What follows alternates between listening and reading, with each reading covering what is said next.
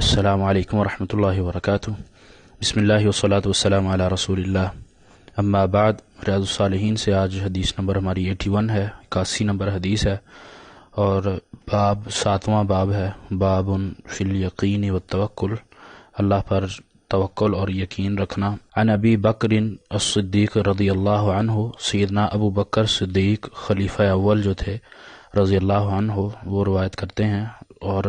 اس حدیث میں ان کا شجرہ نسب، نام نسب مکمل ہے۔ سیدنا ابو بکر رضی اللہ عنہ کا مکمل نام تھا عبداللہ بن عثمان بن عامر بن عمر بن کعب بن سعد بن تیم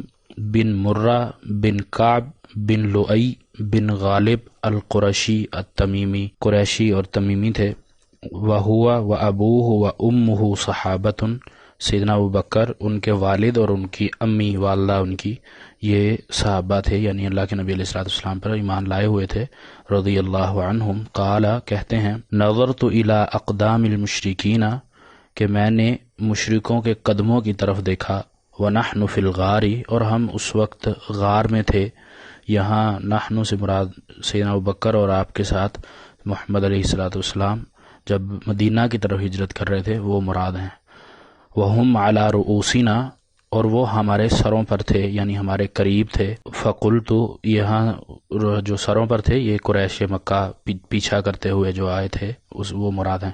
فقلت، میں نے کہا، یا رسول اللہ کے نبی علیہ الصلوۃ والسلام، لو ان احدہم نظر تحت قدمیہ، اگر ان میں سے کسی نے بھی اپنے قدموں کی طرف دیکھ لیا یا اپنے قدموں کی طرف دیکھ لے تو وہ یقیناً ہمیں دیکھ لے گا، لَأَبْصَرَنَا، یقیناً ہمیں دیکھ لے گا۔ فقال، اللہ کے نبی علیہ الصلوۃ والسلام نے فرمایا، ما ظنک یا ابا بکر، کہ اے بکر تمہارا کیا گمان ہے، باثنین، ان دو کے بارے میں، اللہ ثالثہما،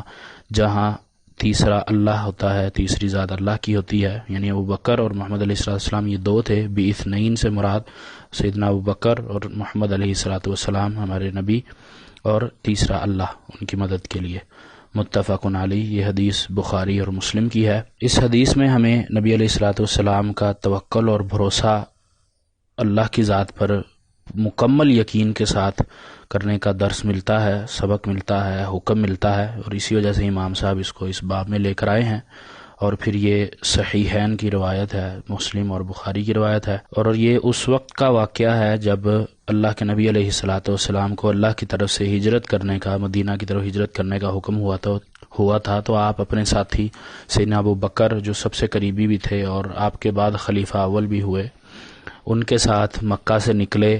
تو مشرکین کو پتہ چل گیا، تو انہوں نے آپ پر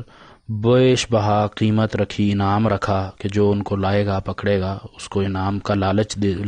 دیا گیا، انعام مقرر کیا گیا۔ تو بہت سارے لوگ آپ کی تلاش میں نکلے،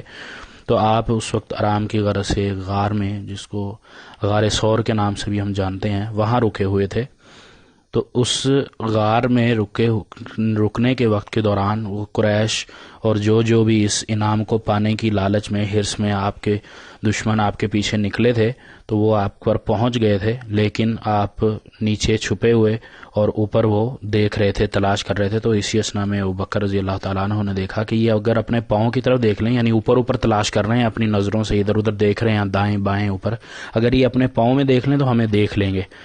تو اللہ کے نبی علیہ الصلوۃ والسلام نے ان کو تسلی دی، بے خوف رہے اور اللہ پر توکل کرنے کا کہا کہ اے ابو بکر، ہم دو ہیں اور ہمارے درمیان، ہمارے ساتھ تیسرا ہمارا رب ہے جو ہماری مدد کر رہا ہے۔ اور اسی طرح اللہ تعالیٰ نے بھی پھر قرآن مجید میں بھی ارشاد فرمایا ایک دوسری آیت میں، انا لننصر رسلنا والذین آمنوا فی الحیاۃ الدنیا ویوم یقوم الاشہاد، کہ ہم اپنے رسولوں کی، اپنے